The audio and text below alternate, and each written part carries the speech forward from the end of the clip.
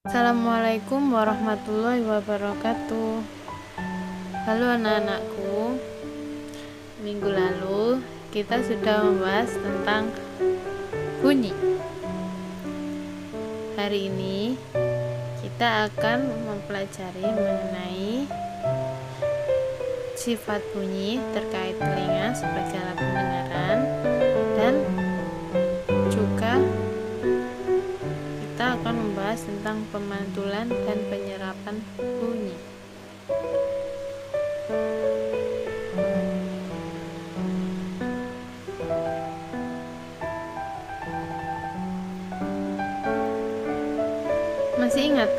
Masih ingatkah kalian tentang bunyi? Ya, bunyi adalah hasil getaran suatu benda. Bagaimana sih telinga dapat merasakan getaran? Semua bunyi membuat udara bergetar. Lalu getaran bunyi mengenai gendang telinga yang berupa selembar kulit tipis. Saat itulah gendang telingamu mulai bergetar. Nah, pada dasarnya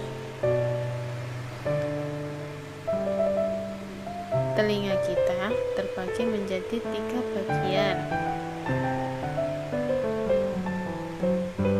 Yang pertama, bagian luar, lalu telinga bagian tengah, dan yang ketiga telinga bagian dalam.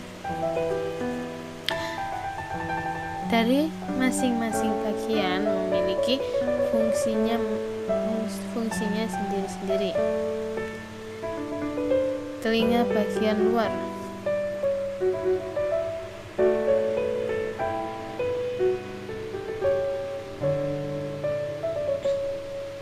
terdiri dari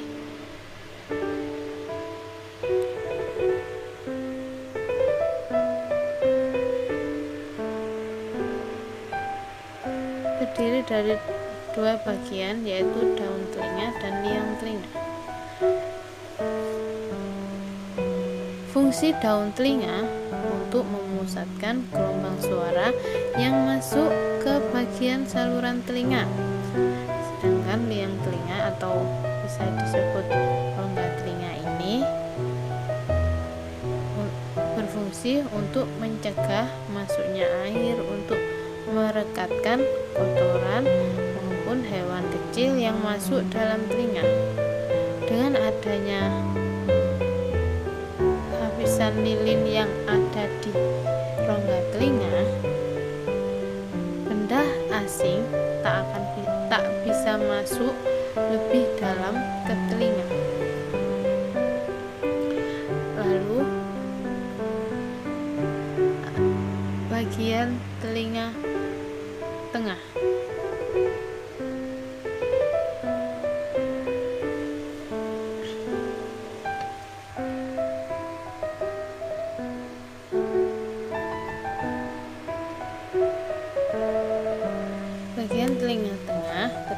terdiri dari gendang telinga, tulang telinga, dan saluran Eustachius. Gendang telinga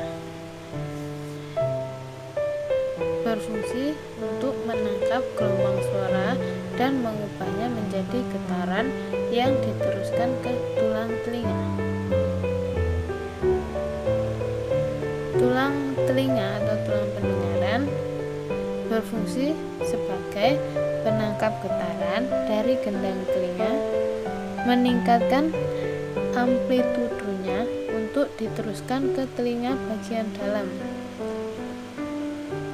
Tulang telinga ini meliputi martil, tulang landasan, dan tulang sanggurdi.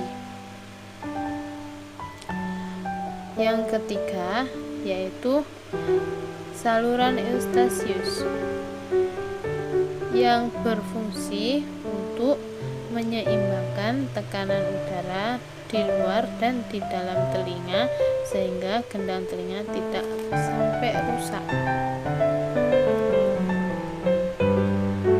Lalu ada telinga telinga bagian dalam, terdiri dari rumah siput atau koklea dan juga saluran setengah lingkaran. Koklea atau rumah siput, di dalamnya terdapat alat korti yang mengandung saraf pendengar. Saraf pendengar menghubungkan reseptor bunyi dengan otak. Lalu saluran setengah lingkaran berperan sebagai alat untuk menyeimbangkan posisi tubuh. Lanjut, kita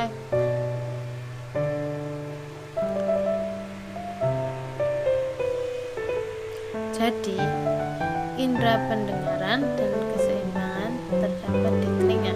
Telinga manusia terdiri dari 3 bagian, yaitu telinga luar yang menerima gelombang suara, telinga dalam telinga tengah,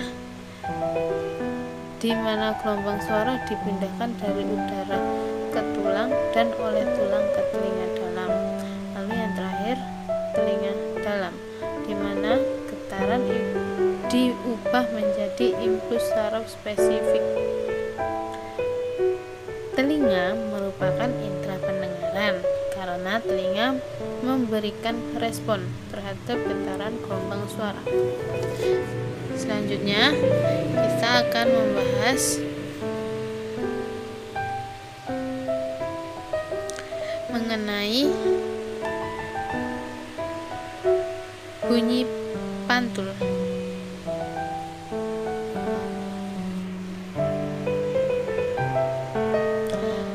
Di sini Bu Putri akan menjelaskan macam-macam bunyi pantul.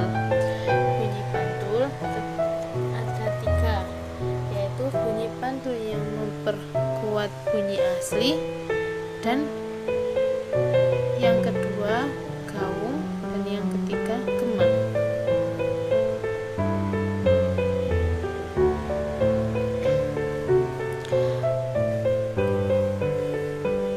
Bunyi pantul yang memperkuat bunyi asli, hal ini dapat terjadi jika jarak antara sumber bunyi dengan bidang pantul atau dinding sangat dekat, yaitu kurang dari 10 meter, sehingga bunyi asli menjadi lebih keras.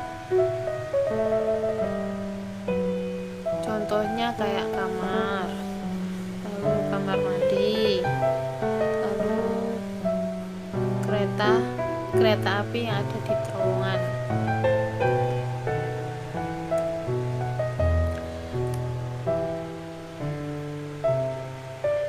Gaung, selanjutnya gaung. Gaung itu bisa dikatakan juga kerdam, yaitu bunyi pantul yang terjadi jika jarak antara sumber bunyi dengan dinding pantul agak jauh, yaitu sekitar 10 sampai 25 meter. Contohnya gedung pertunjukan, gedung pertemuan, atau bioskop.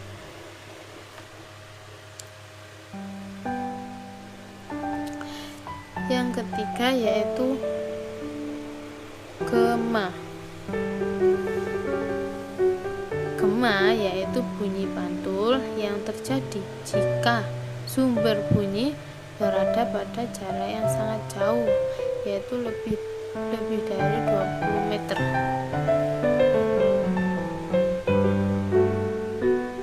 Gema akan terdengar setelah bunyi asli selesai terdengar. Contohnya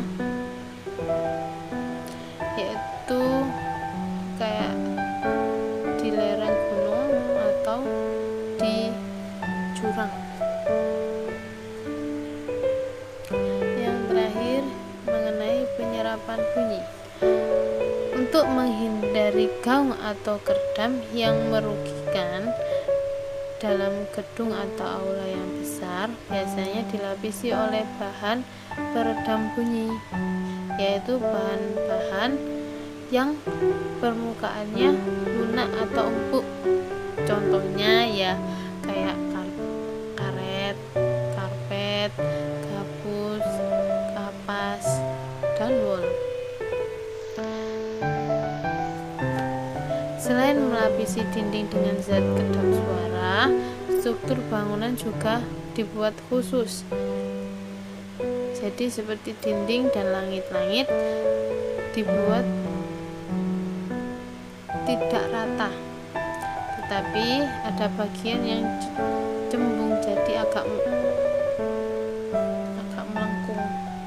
Hal ini dimaksudkan agar bunyi yang mengenai dinding tersebut dipantulkan tidak teratur, sehingga pada akhirnya gelombang pantul ini tidak dapat terdengar di luar ruangan. Terima kasih untuk pembelajaran hari ini, semoga bermanfaat. Assalamualaikum warahmatullahi wabarakatuh.